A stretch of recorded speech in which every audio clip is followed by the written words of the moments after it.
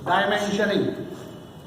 आज दिनांक 11 दिसंबर को हम डायमेंशनिंग या विमांकन, हिंदी में विमांकन का टॉपिक पढ़ने वाले हैं। इसमें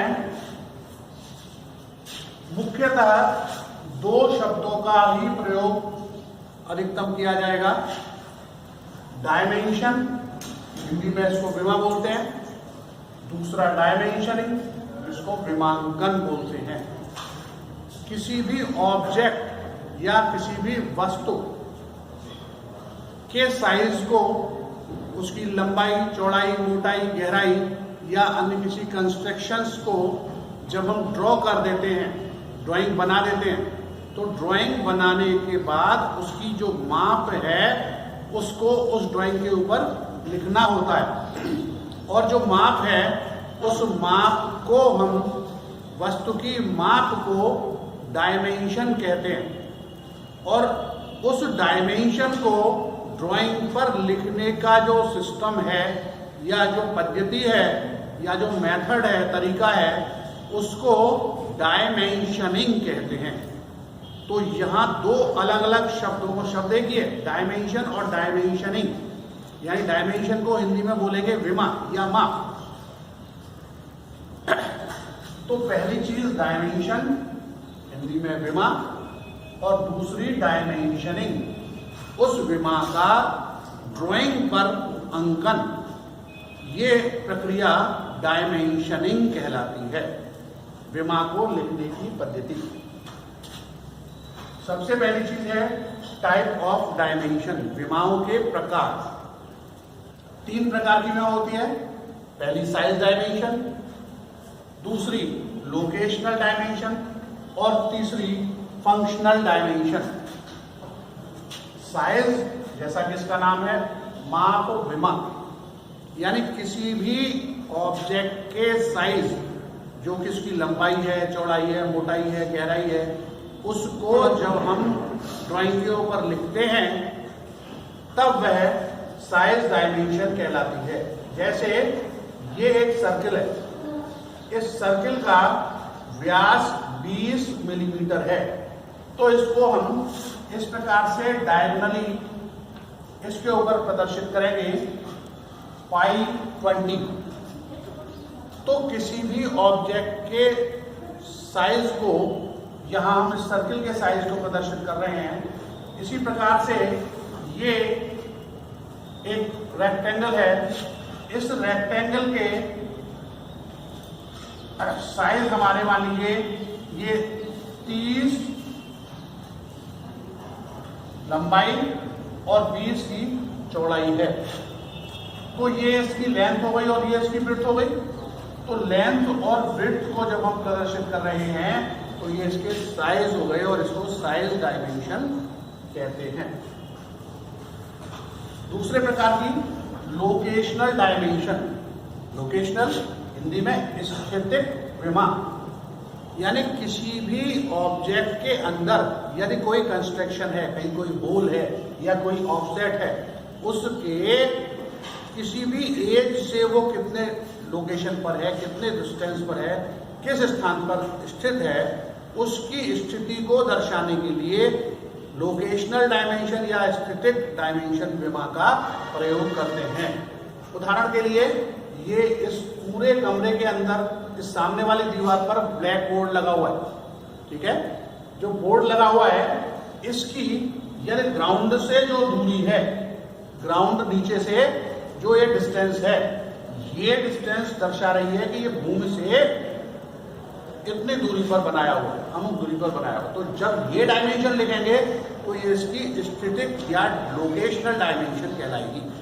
जबकि यहां से और बोर्ड के ऊपरी सिरे तक की जो दूरी हम लिखेंगे तो ये इसकी चौड़ाई को दर्शाएगी, यानी ऊंचाई को दर्शाएगी, और ये हमारी इसकी साइज डायमेंशन कहलाएगी। और इस एंड से उस एंड तक जो ड्राइंग बोर्ड का साइज है, लंबाई है, ये इसकी साइज डायमेंशन कहलाएगी। जबकि दीवार के दूसरे छोर से उस छोर तक की जो दूरी है, ये इसकी स्टैटिक डायमेंशन कहलाएगी। ऊपर छत से और ऊपरी छोर तक जो माप लेंगे वो उसकी लोकेशनल डायमेंशन या स्टैटिक डायमेंशन कहलाएगी। तो इस प्रकार से डिफरेंशिएट कर पाएंगे आप साइज डायमेंशन कौन सी है और लोकेशनल डायमेंशन कौन सी है। यहाँ पर एक एग्जांपल लेते हैं। ये एक ऑब्जेक्ट है, इसमें एक ये स्लॉट कटा हुआ है, दूसरे दो होल बने हुए। ये जो दोनों होल हैं इसके सेंटर एक ही है, इस स्लॉट का भी और इन होल का भी। इसके सेंटर को जब हम बाहर ले जाकर ऊपरी छोर से 18 mm पर और निचले छोर से भी 18 mm पर है, तो ये डायमेंशन दोनों इन होल के सेंटर की स्थिति को दर्शा रही हैं कि ये होल कितनी दूरी पर लोकेटेड है। तो इस प्रकार से लोकेशनल डायमेंशन हो जाएगी। इसी प्रकार से इधर हॉरिजॉन्टली देख रहे हैं तो इस छोर से यानी ये जो सिरा है यहाँ से ये जो सर्कल है इसका सेंटर 20 mm पर है, तो ये इस सेंटर की स्थिति को दर्शा रहा है। इसी प्रकार से ये 45 mm है, तो ये दूसरे सेंटर की स्थिति को दर्शा रहा है डायमेंशन। और इधर से देखें तो ये जो स्लॉट है, ये स्लॉट 20 mm की दूरी पर पहला सिरा और दूसरा सिरा 40 mm की दूरी पर है। इस प्रकार से ये एक दूसरे की स्थिति को दर्शा रहे हैं। और इस स्लॉट से ये होल कितनी दूरी पर स्थित है, 25 mm की दूरी पर है। तो ये सभी डायमेंशन किसी न किसी कंस्ट्रक्शन के स्थिति को दर्शाते हुए लिखी जा रही हैं, तब ये जो डायमेंशन है ये स्टैटिक या लोकेशनल डायमेंशन कहलाएगी। अगर हम इसके साइज को यहां से यहां तक टोटल एक बार में लिख देते, ठीक है ना, टोटल 110 mm पूरा एक बार में लिख देते तो ये इसकी साइज डायमेंशन हो जाती। 18 × 36 एक बार में लिख देते तो उसकी साइज डायमेंशन हो जाती। किंतु यहाँ लोकेशनल डायमेंशन शो करनी है, इसके लिए आपको किसी न किसी स्थिति को प्रदर्शित करते हुए जो डायमेंशन लिखी जा रही है ये स्टैटिक डायमेंशन कहलाएगी। तीसरे प्रकार की फंक्शनल डायमेंशन। फंक्शनल या कार्यात्मक विमा, किसी भी ऑब्जेक्ट का जो फंक्शनल पार्ट होता है, फंक्शनल माने वर्किंग। उदाहरण के लिए हम एक पेन ले लेते हैं। इस पेन को यदि आप देखें तो ये इसका क्लिप है। क्लिप यदि पेन में हो तभी भी, नहीं हो तभी भी इसकी यूटिलिटी बनी रहेगी। ये इसकी बॉडी है, बॉडी यदि हो नहीं हो तभी भी यूटिलिटी बनी रहेगी। लेकिन अगर इसका जो टिप है ये ना हो तो कैप होने से या इसकी बॉडी होने से या इसके अंदर इंक भरी होने से उसका कोई पर्पज है, बेकार है ये पेन। अगर इसका टिप जो इसका वर्किंग पार्ट है इसी के द्वारा इसका कार्य लिया जाता है, इसी टिप के द्वारा लिखा जाता है, तो ये जो टिप हुआ इसका वर्किंग पार्ट हुआ।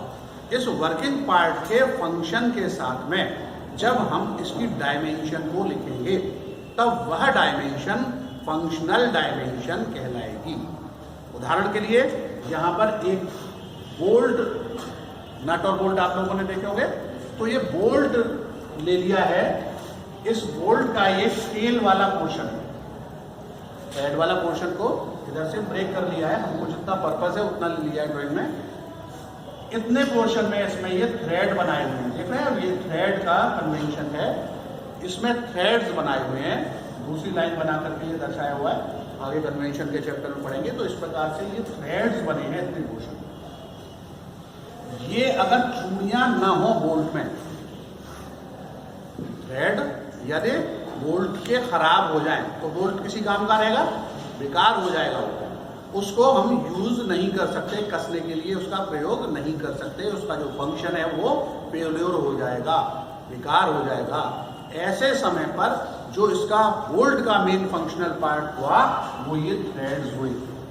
इसकी टोटल लंबाई, इसका हेड, वो सब दूसरी इसके कंस्ट्रक्शन के लिए या इसके प्रयोग के लिए हैं।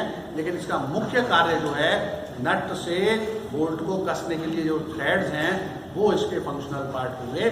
तो इस फंक्शनल पार्ट की जब हम डायमेंशन डायरेक्टली इसके ऊपर इसके वर्क के साथ रिप्रेजेंट करेंगे तो वो फंक्शनल डायमेंशन कहलाएगी। जैसे यहाँ से यहाँ तक इसकी F फॉर फंक्शनल डायमेंशन और यहाँ से ये टोटल इसकी NF for non functional dimension कहलाएगी। इस प्रकार से इस बोल्ट पर functional part F for functional dimension, NF for non functional dimension. इस प्रकार से फंक्शनल और नॉन फंक्शनल डायमेंशन हम किसी भी ऑब्जेक्ट की प्रदर्शित करते हैं। तो ये 3 प्रकार के डायमेंशंस हो गए, विमा हो गए। अब डायमेंशनिंग यानी विमांकन पे आ जाते हैं।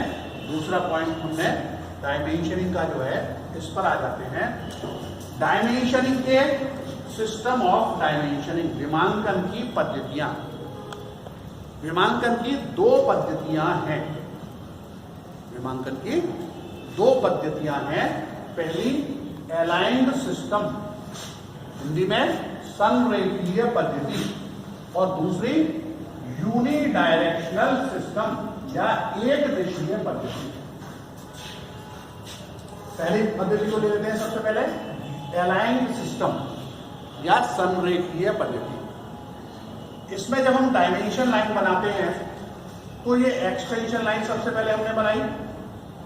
इस एक्सटेंशन लाइन को 3:2 के रेशियो में टच करते हुए, ऊपर का हिस्सा अधिक और नीचे का हिस्सा कम रखते हुए, ये डायमेंशन लाइन के एरो हेड इस एक्सटेंशन लाइन को टच करेंगे।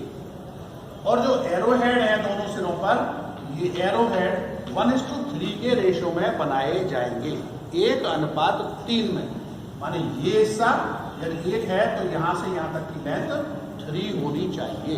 1:3 में हम डायमेंशन लाइन के दोनों सिरों पर एरो हेड बनाएंगे, और इसके मध्य में और इसके ऊपर और इसी लाइन की डायरेक्शन में, दिशा में, जब हम कोई डायमेंशन फिगर को लिखते हैं, मान लीजिए डायमेंशन फिगर XYZ कुछ भी है तो इसको लिखते हैं, तब इस पद्धति को अलाइन्ड सिस्टम ऑफ डायमेंशनिंग कहते हैं। डिफाइन डेफिनेशन, जब डायमेंशन फिगर को, ये जो डायमेंशन फिगर है XYZ जो भी कुछ हो, 10, 20, 50, 100 जो माप हो, उस डायमेंशन फिगर को डायमेंशन लाइन के मध्य में, इसके बीच में लिखा, और डायमेंशन लाइन के ऊपर और डायमेंशन लाइन की ही दिशा में, इसका जो डायरेक्शन है दिशा में लिखते हैं, तब वह पद्धति अलाइन्ड सिस्टम ऑफ डायमेंशनिंग कहलाती है, संरेखीय पद्धति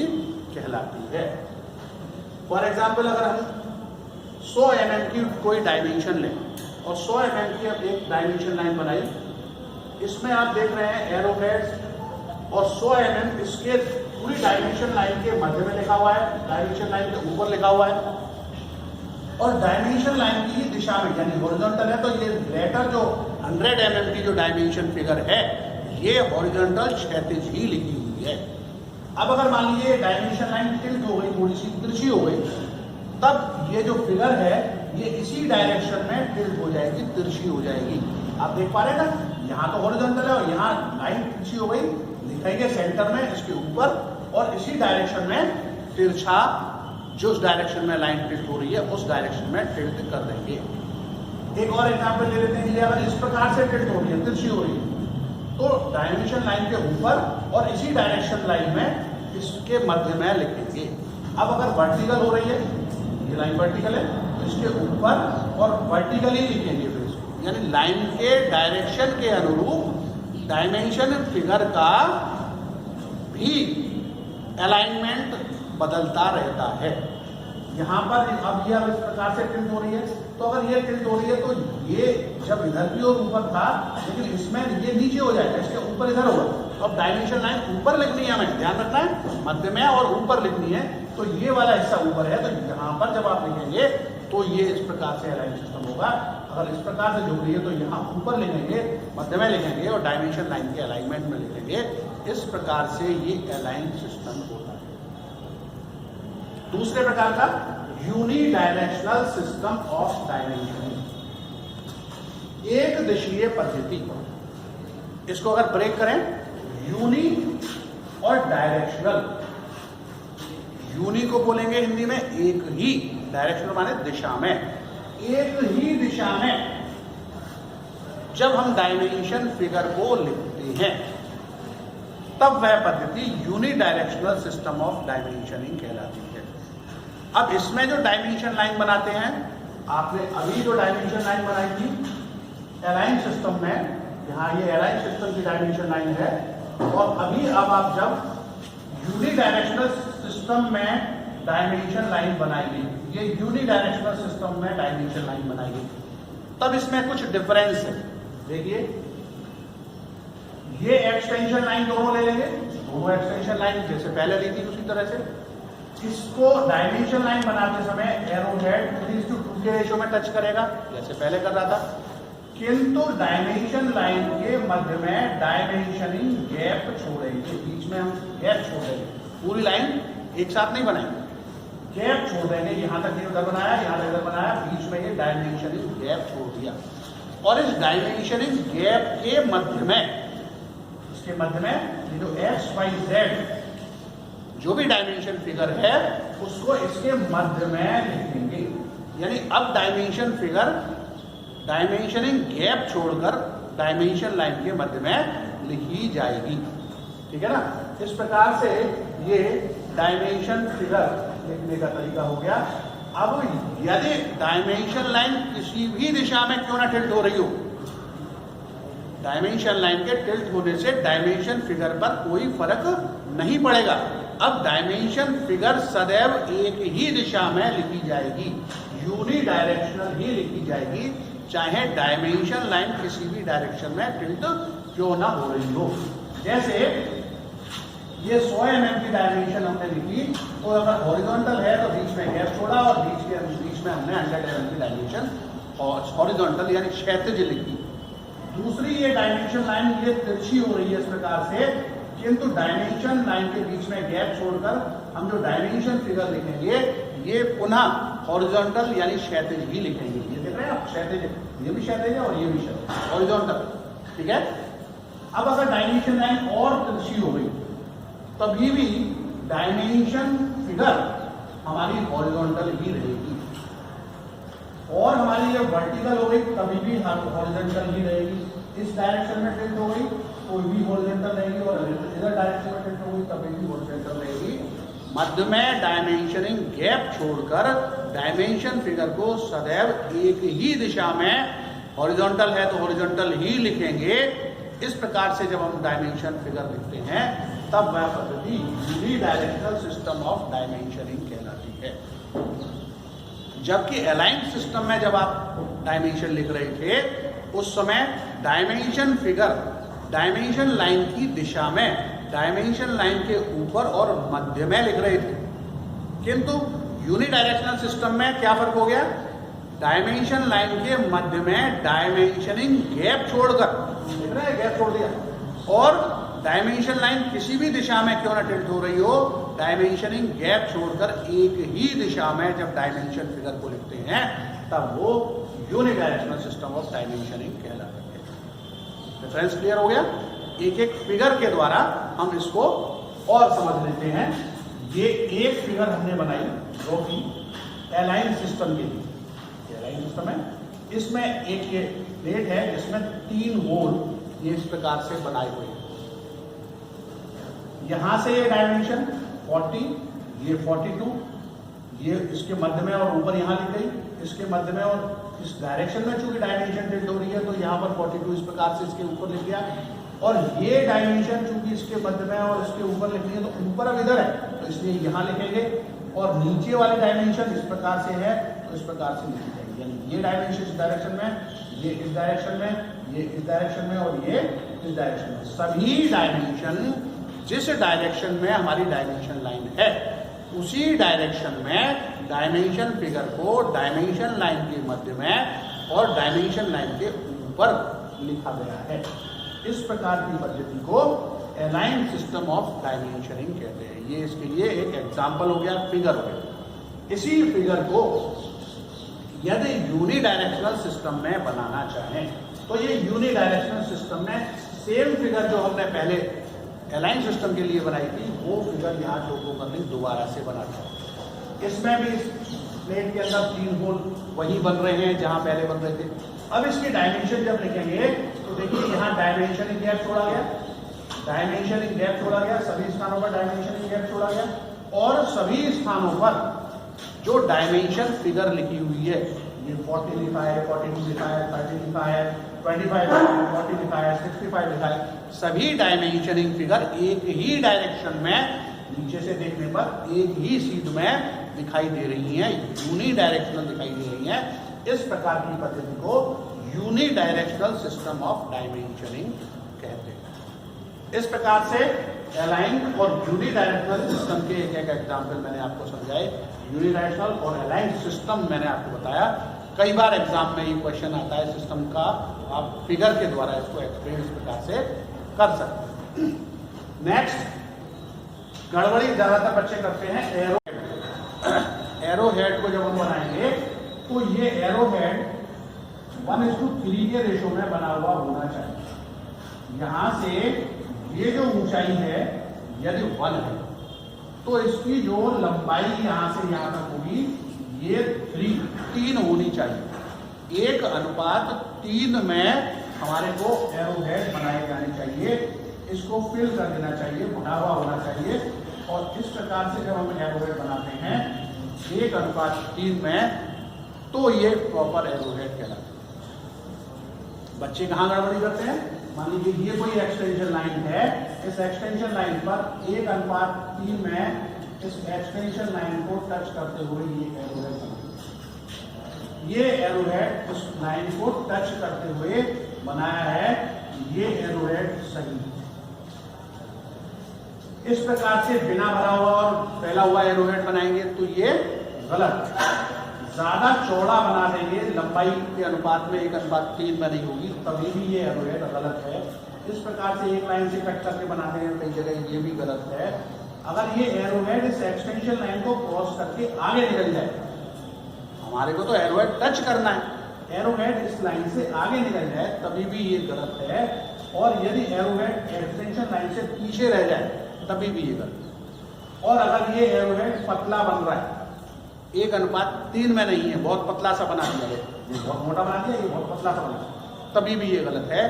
1:3 में ही एरो हेड एक्सटेंशन लाइन को टच करते हुए बनाया जाना चाहिए। इस प्रकार से ये डायमेंशन के सिस्टम और एरो हेड के बारे में मैंने आपको बताया। अब इसके बाद method of dimensioning. Next topic क्या है? Method of dimensioning. मैं स्पेस को यूटिलाइज कर ले रहा हूं यहां पर आपको बताने के लिए। मेथड नेक्स्ट टॉपिक है।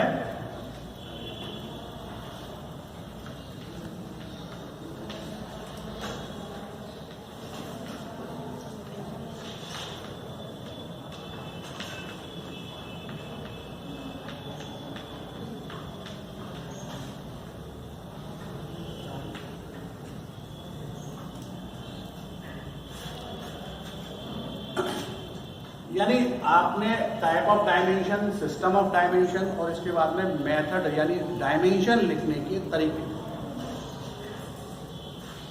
सबसे पहले ध्यान देंगे, यदि कोई डायमेंशन लाइन लिखी जा रही है तो डायमेंशन लाइन सदैव एक्सटेंशन लाइन और डायमेंशन लाइन सदैव थिन लाइन होती है और ऑब्जेक्ट लाइन थिक लाइन होती है।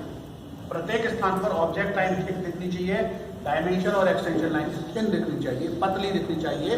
दोनों एक बराबर मोटाई की नहीं दिखनी चाहिए। लाइन वर्क को सदैव ध्यान रखेंगे ना, लाइन्स पढ़ाई थी उस समय इसको डिफाइन किया था। पेंसिल चेंज करके लाइन की थिकनेस को अवश्य ही बदल दें। अब एक्सटेंशन लाइन और डायमेंशन लाइन के बीच में कुछ गैप छोड़ते हैं। क्या करते हैं?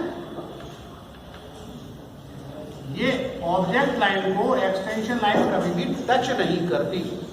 यहां पर देखिए गैप छुटा हुआ है, यहां भी गैप छुटा हुआ है, यहां भी गैप छुटा हुआ है, यहां भी गैप छुटा हुआ है। प्रत्येक स्थान पर जहां एक्सटेंशन लाइन डायमेंशन लाइन से शुरू की गई, ऑब्जेक्ट लाइन से शुरू की गई है, वहां पर ऑब्जेक्ट लाइन से जरा सा गैप छोड़ करके एक्सटेंशन लाइन बनाएंगे। ऑब्जेक्ट लाइन को एक्सटेंशन लाइन से मिलाएंगे नहीं। दूसरी बात, ये जो हमारी ऑब्जेक्ट लाइन है और ये डायमेंशन लाइन, इसके मध्य में अप्रोक्सीमेट 5 से 8 mm का गैप छोड़ देंगे। अप्रोक्सीमेट 8 mm आप मान के चलेंगे, ठीक है। ऑब्जेक्ट लाइन में और डायमेंशन लाइन में 8 mm का गैप छोड़ेंगे, क्योंकि ये आपको 3 mm में डायमेंशन फिगर लिखनी है। तो ऐसा नहीं होगा कि ये डायमेंशन फिगर या डायमेंशन लाइन बिल्कुल इस ऑब्जेक्ट लाइन से टच हो जाए, इनके बीच में पर्याप्त गैप होना चाहिए। इसी प्रकार यदि दो समानांतर डायमेंशन लाइन है, ये दो समानांतर, इधर देख रहे हैं, इधर दो समानांतर डायमेंशन लाइन है, आगे भी फिगर में दो समानांतर कई स्थानों पर डायमेंशन लाइन है। तो दो समानांतर डायमेंशन लाइन के बीच में भी यहाँ पर भी 5 से 8 mm का गैप, जिस प्रकार से ऑब्जेक्ट लाइन और डायमेंशन पहली डायमेंशन लाइन में छोड़ा था, इसी प्रकार से दो समानांतर लाइनों के बीच में भी 5 से 8 mm का गैप छोड़ देंगे। कभी भी ऑब्जेक्ट जो ड्राइंग बनाई है उसके ऊपर, ये ऑब्जेक्ट है इसके ऊपर, ये ऑब्जेक्ट है इसके ऊपर, और लेफ्ट हैंड साइड में और भीतर डायमेंशनिंग को अवॉइड करते हैं। प्रतिबंधित तो नहीं है, लेकिन जहां तक संभव हो वहां तक डायमेंशन को, डायमेंशन ऑब्जेक्ट के ऊपर लेफ्ट हैंड साइड में और भीतर, देख रहे हैं, नहीं लिखते। कहाँ लिखते हैं? नीचे लिखते हैं या राइट हैंड साइड में ही लिखते हैं। इसी प्रकार से ऑर्थोग्राफिक प्रोजेक्शन आप अगले टॉपिक में पढ़ेंगे, उसमें 3 व्यू बनाए जाते हैं, प्लान, एलिवेशन और साइड व्यू। तो प्लान व्यू के अंदर भी डायमेंशनिंग को अवॉइड किया जाता है, अधिकतर एलिवेशन और साइड व्यू में ही डायमेंशनिंग को लिखने का प्रयास करते हैं। नेक्स्ट मेन बात यह है कि किसी भी डायमेंशन को एक बार जहां प्लान में लिख दिया या एलिवेशन में लिख दिया, दोबारा से साइड व्यू में रिपीट करने की आवश्यकता नहीं होती। एक डायमेंशन को केवल ड्राइंग में एक ही बार लिखा जाता है, कभी भी बार बार उस डायमेंशन को रिपीट करने की आवश्यकता नहीं होती है। कभी भी सर्किल की डायमेंशन बनाते समय, अगला पॉइंट, ये सर्किल है, इसकी डायमेंशन बनाते समय इसकी जो सेंटर लाइन है, हॉरिजॉन्टल और वर्टिकल, इन सेंटर लाइनों पर डायमेंशन नहीं लिखनी चाहिए। इस प्रकार से इंक्लाइंड डायमेंशन लाइन बनाकर ही डायमेंशन सर्किल की लिखी जानी चाहिए।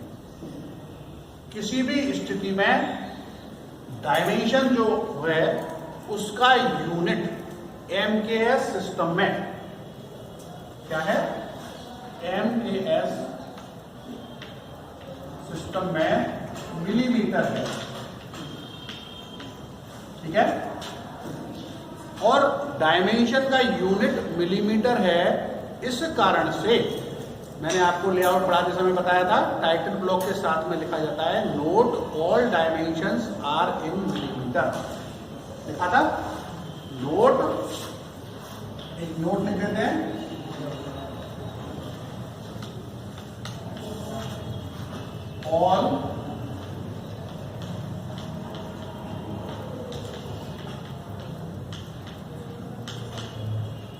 ऑल डायमेंशंस, ये लिखा है, इधर लिखा हुआ है, लिखा हुआ है पहले से, आर इन मिलीमीटर। मैंने यहां पहले से भी लिखा हुआ था ऑल डायमेंशंस, नोट लिख दिया जाता है all dimensions are in millimetre. तो इस प्रकार से कोई भी डायमेंशन अगर आपकी 100 मिलीमीटर की है तो उसको 100 mm नहीं लिखेंगे, केवल 100 लिखेंगे।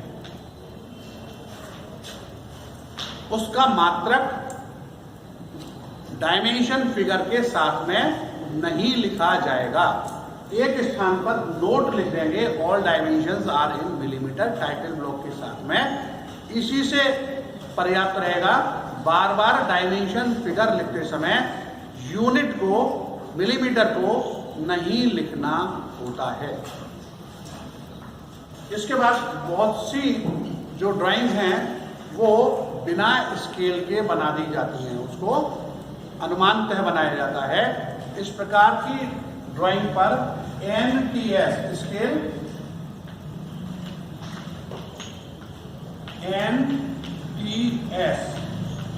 NTS का मतलब नॉट टू स्केल मार्क किया जाता है। जैसे आपको टाइटल ब्लॉक में मैंने आपको बताया था स्केल वाले कॉलम में 1:1 लिखने के लिए, मतलब जो वास्तविक ड्राइंग में दूरी है वही वास्तविक दूरी है, तो 1:1 आरेख हो गया, स्केल आप पढ़ चुके हैं। लेकिन यदि आपने उसको अनुमानतः बनाया हुआ है, नाप के ड्राइंग को नहीं बनाया हुआ, प्रोपोर्शनेट बना दिया है, उस समय वो NTS ड्राइंग कहलाएगी। जैसे कि ये हमारी फिगर है, ये जो ड्राइंग है इसमें ये 18, ये 20, ये 45, ये 25, ये 40, ये 20 हमने ड्रॉ किया है, डायमेंशन इसके ऊपर लिखी है, लेकिन ये नापेंगे तो जरूरी नहीं कि इतनी हो। तो इस प्रकार की ड्राइंग है, ये प्रोपोर्शनेट अनुपातिक है, तो इस प्रकार की ड्राइंग NTS ड्राइंग कहलाती है।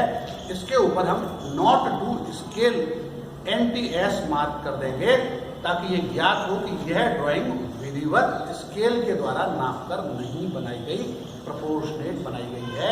और इसका प्रयोग अधिकतम स्केचिंग के लिए किया जाता है। ड्राइंग और स्केचिंग माने आप उसको स्केच कर रहे हैं, डायमेंशन लिख रहे हैं, अनुपात में बना रहे हैं डायमेंशन को, ड्राइंग को, और वो अनुपात में डायमेंशन भी हम उसी प्रकार से उसके ऊपर लिख देंगे।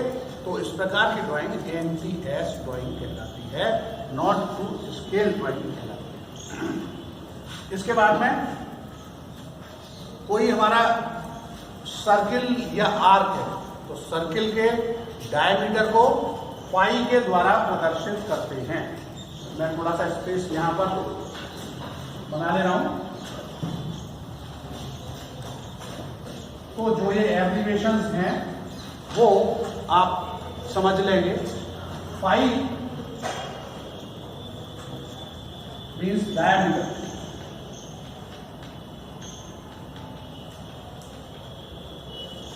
यानी व्यास।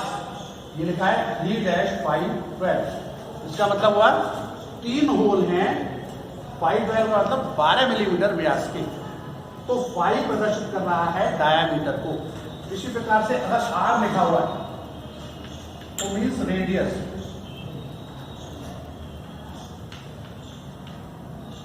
अगर CSK लिखा हुआ है काउंटर शंक,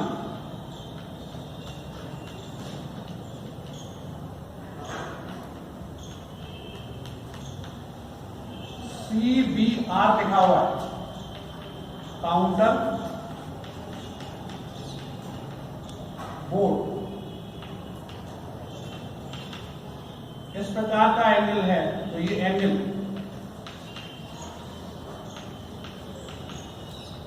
SQ या इस प्रकार का बना हुआ है तो ये स्क्वायर। इस प्रकार से कुछ एब्रिवेशंस इंजीनियरिंग ड्राइंग में प्रयोग में लाए जाते हैं। अगर आपको कहीं लिखा हुआ है CSK 20, तो इसका मतलब है कि ये 20 mm का काउंटर शंक यहां बनाया हुआ है।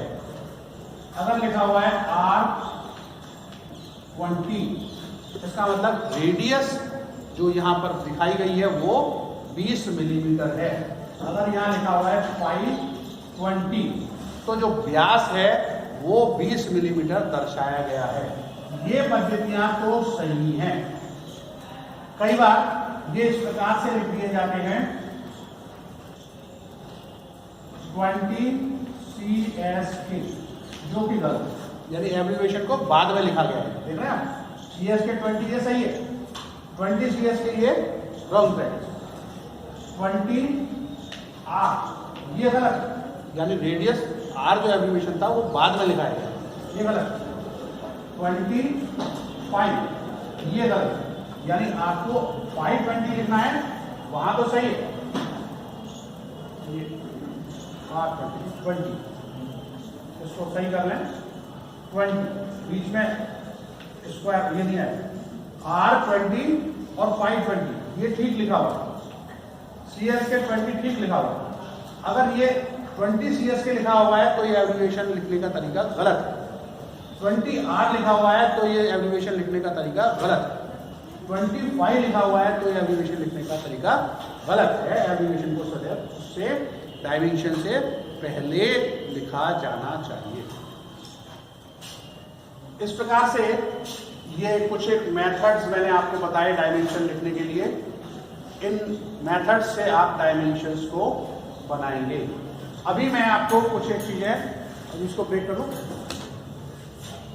वीडियो पूरा धीरे धीरे ताकि सब देख पाए, बहुत धीरे धीरे।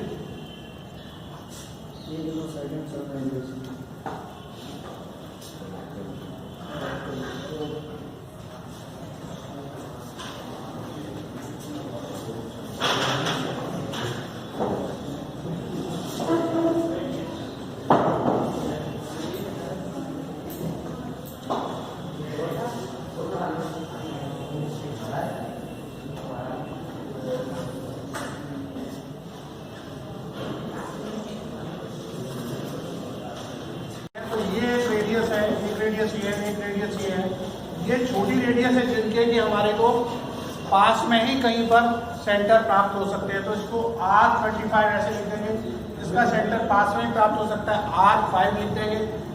R100 अगर हमारा सेंटर आसपास नहीं हुआ, काफी डिस्टेंस पर होगा क्योंकि सेंटर मार्क नहीं हो पाएगा, तो इस प्रकार से जिगजैग डायमेंशन लाइन बनाकर इसको R100 से प्रदर्शित करेंगे। इस प्रकार से रेडियस को प्रदर्शित किया जाता है। अब अगर equal dimension on PCD, pitch circle diameter, कोई अगर सर्कुलर सिलिंड्रिकल पार्ट है, कैसा पार्ट है, सिलिंड्रिकल पार्ट है, इस प्रकार से आपने ये देख रहे हैं, इस प्रकार से कटा हुआ है, ये इसका अंदर मटेरियल है, बाहर से देखेंगे तो ये इस प्रकार से दिखाई देगा। अब इसको पूरा का पूरा सेक्शन में ना बनाकर, अंदर का पार्ट ना दर्शा करके, आपको इधर की तो यहाँ से यहाँ तक की मोटाई मालूम है, यहाँ से यहाँ तक की डायमेंशन मालूम है, लेकिन इधर से चूंकि बाहर से देख रहे हैं तो इसलिए यहाँ डायमेंशन कहाँ पर है, वो स्थान कहाँ पर है, ये नहीं मालूम। जबकि सिलिंड्रिकल पार्ट सेंटर से जितना इधर होगा उतना ही इधर भी होगा। सिलिंड्रिकल पार्ट आप समझते हैं, जितना सेंटर से लेफ्ट हैंड होगा उतना ही राइट हैंड होगा। तो इसलिए यहाँ से ये दूरी तो आपको 100 दोनों एंड पर मिल रहे इसलिए लिख दी, लेकिन यहाँ से जो ये वाली दूरी है, इधर दूसरा एंड कहाँ पर है वो नहीं मालूम, किंतु सेंटर होने के कारण सिलिंड्रिकल पार्ट समान दूरी पर होगा, तो जितना इधर होगा उतना ही उधर होगा। इसके लिए हम इस प्रकार के PCD को, इक्वल PCD को दर्शाने के लिए डबल एरो दूसरी साइड लगा देंगे और एक साइड जहां पर डायमेंशन मिल रही है वहां से लगा देंगे। तात्पर्य ये हो गया कि अगर ये 80 डबल एरो के साथ लिखा हुआ है तो सेंटर से 40 इधर हो गया, 40 उधर हो जाएगा। इस प्रकार से ये डायमेंशन जो की जाती है। इसी प्रकार ये 60 की है तो 30 इधर है और सेंटर से उधर भी 30 रह जाएगा, तो 60 का आ रहा है। इसी प्रकार ये डायमेंशन 30 है तो 15 इधर है, 15 इधर है। इस प्रकार से डबल एरो, जिस साइड में हमारा स्पेस नहीं होता है वहां डबल एरो से इसको प्रदर्शित करते हैं। तो इक्वल PCD के लिए इसका प्रयोग किया जाता है। अभी विषय था CSK, काउंटर शंक, मैंने बताया था CSK मीन्स काउंटर शंक। तो काउंटर शंक से अगर हमारा कोई इस प्रकार से कोई एक पार्ट है जिसमें कि स्क्रू कसना होता है, आप लोगों ने देखा होगा स्क्रू जो होता है ऊपर से कुछ टेपर टाइप का होता है, अगर उस पूरे स्क्रू को बॉडी के अंदर ही कसना होता है तो इस प्रकार से उसका जो ऊपर वाला भाग है वो टेपर और कट कर दिया जाता है ताकि पूरा स्क्रू उसके अंदर कसा जा सके, बॉडी से बाहर उसका हेड ना दिखे। तो इस प्रकार यदि टेपर कट लगाकर बॉडी में हम स्क्रू कस रहे होते हैं तो इस भाग को CSK कहते हैं, काउंटर शंक कहते हैं। और यदि स्क्रू का हेड ऊपर से सिलिंड्रिकल हो, ठीक है, तो सिलिंड्रिकल के लिए इस प्रकार से जब बनाते हैं तो ये काउंटर बोर कहलाता है, CBR कहलाता है। यानी यहाँ पर काउंटर बोर 20 का है और यहाँ पर ये टैप, टैप मीन्स जो चूड़ियां काटी गई हैं वो 512 की है, 512 का टैप है। टैप मीन्स थ्रेड कटा हुआ भाग। इसी प्रकार से चेम्फर, नेक्स्ट है चेम्फर।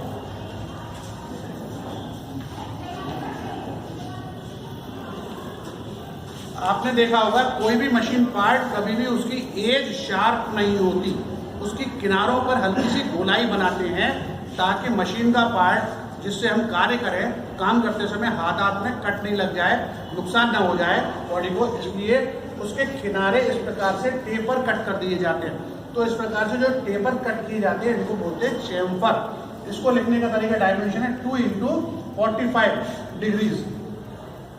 2 × 45 का मतलब ये 2 mm तो ये ऊंचा है और 45 डिग्री पर इसको चेम्फर किया गया है। पार्ट हमारा पूरा सीधा था, इसको जब कट किया था 2 mm तो इसकी ऊंचाई और टेपर 45 डिग्री पर कट करके बनाया गया, तो ये चेम्फरिंग कहलाती है। अब कुछ स्पेशल टाइप ऑफ डायमेंशन हैं, जैसे चेन टाइप।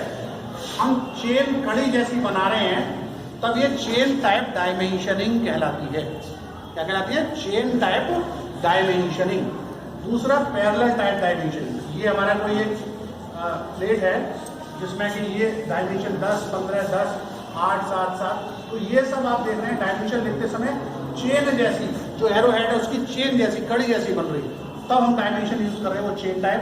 नेक्स्ट है पैरेलल टाइप डायमेंशनिंग, यानी जब हम समानांतर डायमेंशन लिखते हैं। ये डायमेंशन आप देखिए 55, 35, 48, 5, ये 20, 30, 40, ये आपस में समानांतर लिखे गए। तो इस प्रकार से जब हम डायमेंशन लिखते हैं तो ये पैरेलल टाइप डायमेंशनिंग कहलाती है।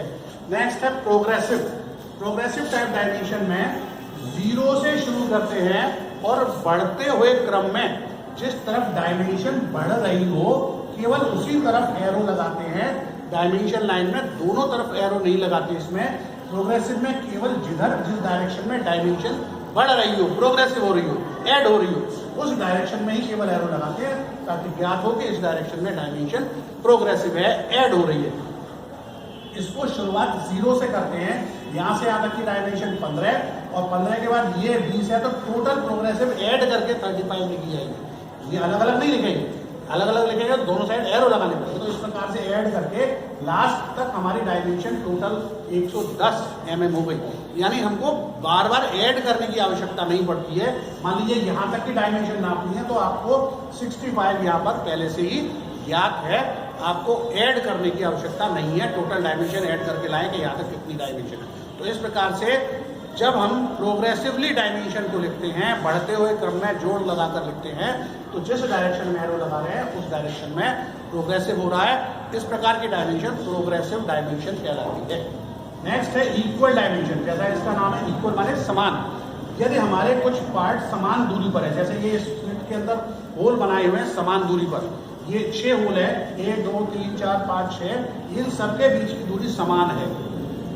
ऐसा अक्सर करके आपने देखा होगा, रेलवे के बड़े बड़े पुल होते हैं उसमें रिविट्स लगे रहते हैं 50-50 बहुत सारे पास, तो उनकी दूरी बहुत समान होती है। अब मान लीजिए वो दूरी हम बार बार लिखेंगे 50 दफे तो दिक्कत होगी, बहुत सारा टाइम लग जाएगा। तो हमारे को उसको क्या है, इक्वल के इस प्रकार के निशान के द्वारा उसको शो कर देते हैं। और एक ही स्थान पर नंबर ऑफ होल्स 6 हैं हमारे, डैश 58 यानी 8 mm का व्यास है जो होल है उसका, और at the rate centre to centre 12.35 यानी इनके सेंटर के बीच की दूरी 12.35 mm है। इस प्रकार से हम इक्वल डायमेंशनिंग को प्रदर्शित करते हैं।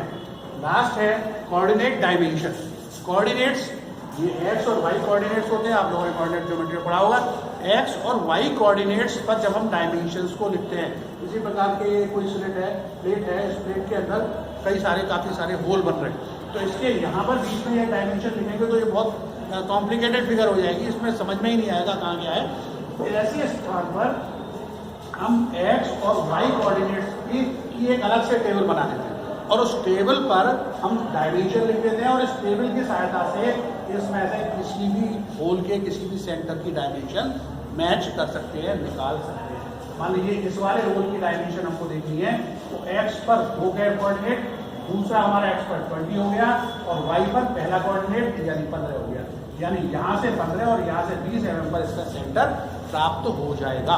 और नीचे वाले में पाई लिख देते हैं, पाई मीन्स व्यास। इन सभी का व्यास समान है, 8 mm का डायमीटर है। तो इस टेबल के द्वारा कोऑर्डिनेट डायमेंशंस के कोऑर्डिनेट्स प्राप्त किए जा सकते हैं और ड्राइंग को चेक किया जा सकता है, बनाया जा सकता है। तो इस प्रकार से ये कोऑर्डिनेट डायमेंशनिंग कहलाती है। ये डायमेंशनिंग का चैप्टर आज मैंने आपको पूरा किया है। इसको सभी बच्चे देख लें, कोई बात समझ में नहीं आए उसको फिर मेरे को कमेंट करके आप पूछ सकते हैं, और लाइक और सब्सक्राइब अवश्य करते रहें ताकि अगली वीडियोज़ आपको मिलती रहे। Thank you.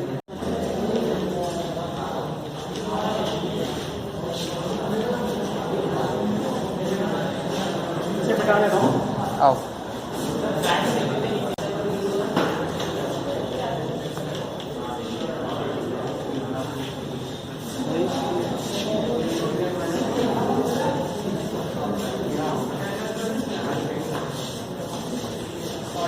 करो जल्दी स्टार्ट हो गया। लीडर्स या नैरो डायमेंशंस। ये कोई ऑब्जेक्ट है,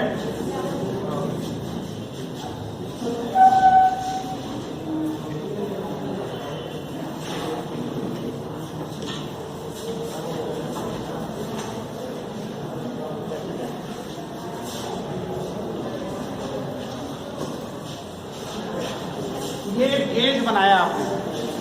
इस गेज पर ये जो स्पेस है ये इतना कम है कि इस कम स्पेस में आप इसकी डायमेंशन भी लिखें और डायमेंशन लिखने के साथ साथ एरो हेड भी बनाएं। इतना स्पेस इसमें नहीं है। अब इसके लिए क्या करेंगे आप, इस पर एरो हेड बना लेंगे। इसमें स्पेस नहीं है तो एरो हेड बाहर कर लेंगे और यहां से 45 डिग्री के कोण पर झुकाते हुए, यहां से 45 डिग्री के कोण पर झुकाते हुए ये लीडर्स बनाते हैं। ये जो कोण है इसका 45 डिग्री रहता है, यहां से ये कोण 45 डिग्री रहता है। ये मान लीजिए 5 mm है, ये 4 mm है, ये 3 mm है। तो ये लीडर्स के द्वारा ये दूरी नैरो स्पेस की प्रदर्शित की जाती है। तो जब लीडर, इनको कहते हैं लीडर, और ये 45 डिग्री के कोण पर झुकाकर सदैव बनाए जाते हैं। तो इस प्रकार की नैरो स्पेस या लीडर्स के द्वारा जब हम डिस्टेंस शो करते हैं तो ये लीडर डिस्टेंस कहलाते हैं या लीडर डायमेंशन कहलाते हैं।